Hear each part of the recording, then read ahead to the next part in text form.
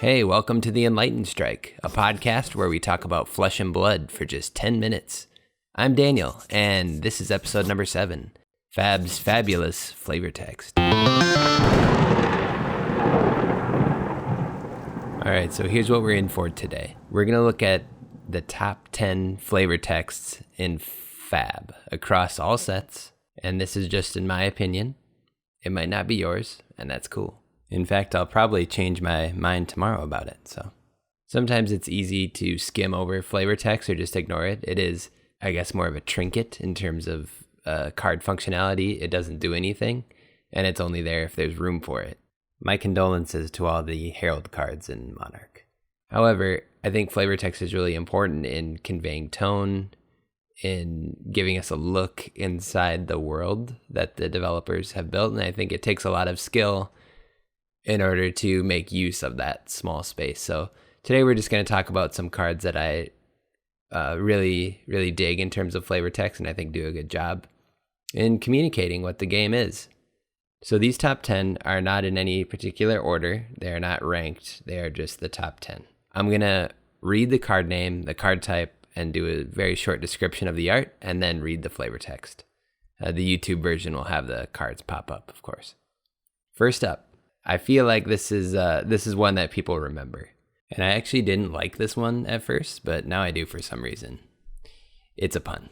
And it is the ninja attack action Blackout Kick. And the art is mostly black and white. It is a ninja roundhouse kicking another person's head off. And the only color in the picture is the blood spewing from the neck area. The flavor text reads, "Just a little off the top. It's simple, it's brutal, classic." Next one comes from Monarch, Rouse the Ancients.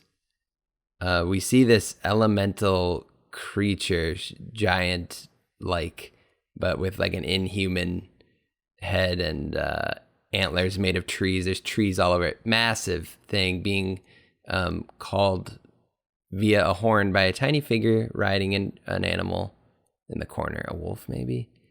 And there's like these ethereal white shimmering dragons flying around. It's just like, holy crap, this is some primeval thing awakening. And the flavor text reads, "When the veil wanes, the ancients shall rise once more." Maybe not flashy, but the thing is, in the Monarch set, this one made me wonder what was coming next. It kind of drew me into the world in a way that some of the other cards didn't, and it's like, what is going on here? Also, I just noticed another giant awakening in the back, so that's exciting. So I'm into it. It makes me curious. It kind of fills me with wonder. So it makes my top 10. Next up, another Monarch card. It is an Illusionist attack action, Enigma Chimera. And the art is an Enigma Chimera mangling some tentacled giant creature, and you've got an illusionist on an outcropping controlling it. And it's very cool. The flavor text reads, "If you don't think it's real, try petting it." And that is attributed to Amira Serrana, probably the illusionist who's conjuring this vision.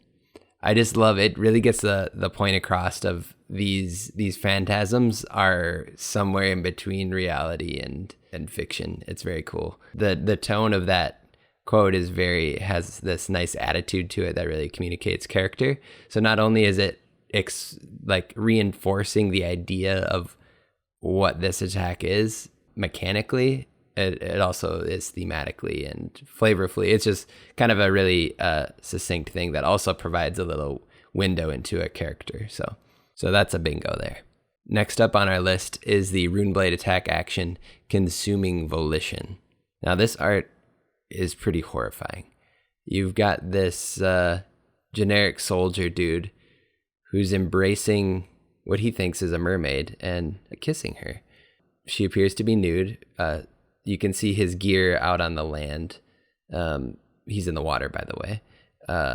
You can see his boots and his. So he was like, he was tempted into the water, and he followed his lust into the water, and he's now embracing her.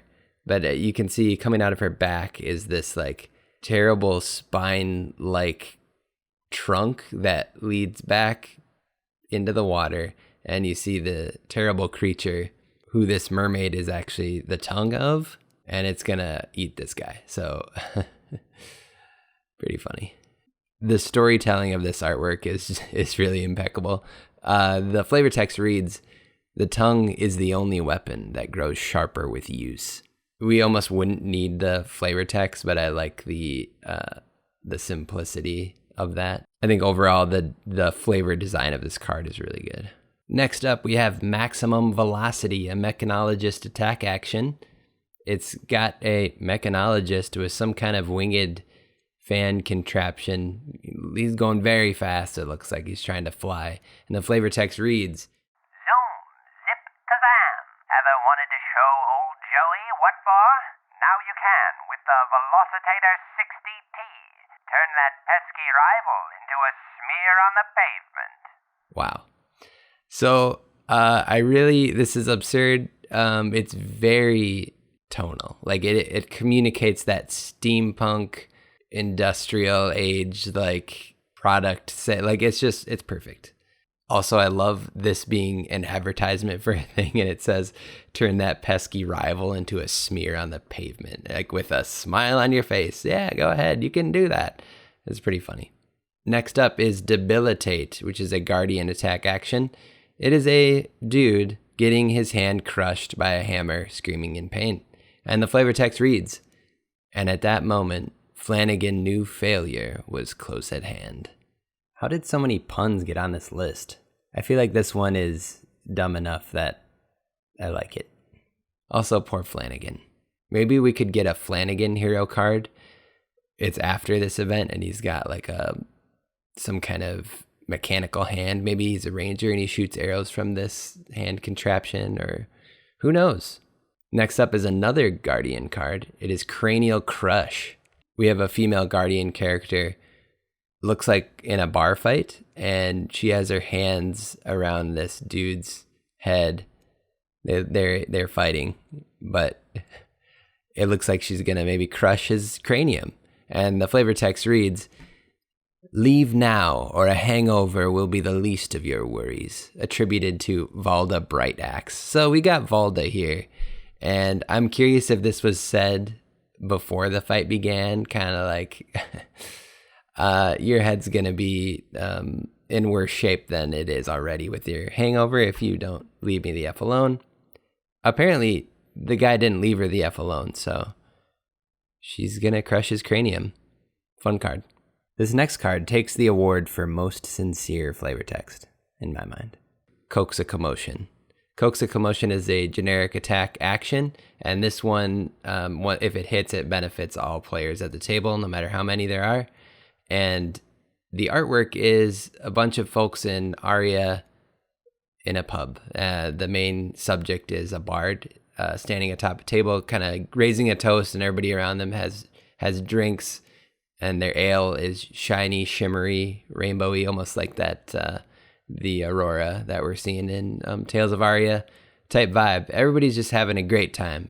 The text reads, "In Aria, preparing for war means making the most of the time you have left." It really speaks a lot to the culture of Aria and this warm, inviting place in spite of maybe the hardship that's going on outside. So really great flavor text there on a great card. Next, we have another generic attack action in Brutal Assault. In the artwork, you've got a group of brutes, one in particular rushing some kind of ruined cleric or necromancer type character who's got his hands out in fear, trying to throw these purple magic spikes at the brute. And the flavor text reads, "By the all-seeing eye, I spill this blood in your image. I sacrifice this foul beast unto you, that you might take..." Wait, what are you doing? Don't, no! And that is attributed to Septus, who is most likely deceased. This is another lovely storytelling card. It's just, they had a blank rules text box, and they were like, let's do something fun with this. So another job well done. Okay, the last card is a sad one. But we can't talk about it without talking about its companion, Moonwish, a generic attack action. The artwork, it takes place at night. There's some kind of ethereal woman almost sending a prayer up to the heavens, standing atop a grassy outcropping. And if this attack hits, you get to go look for our card in question, and that is Sunkiss. And the art of Sunkiss is an ethereal, fiery, but gentle-looking being hovering over the sky, looking down over the clouds, almost similar clouds to the ones that our ethereal woman was in the last image. And the art reads, "Separated by a power greater than their own, they chased each other across the sky, wishing for nothing more than to reunite." Again, I love the story being told here, and that it's across 2 different cards. It's a very sad story. It's kind of that one of those myths of the sun and the moon constantly chasing each other, separated by something that they can't break free of. Flavor text is really cool, and I'm excited to see what they come up with in the coming years, and I'll probably do another one of these next year or something. If there are flavor texts that you are really into that I didn't put in here, I'd be interested to hear which ones are your favorites. If you want to reach out, you can find us on Twitter and Gmail at eStrikeCast.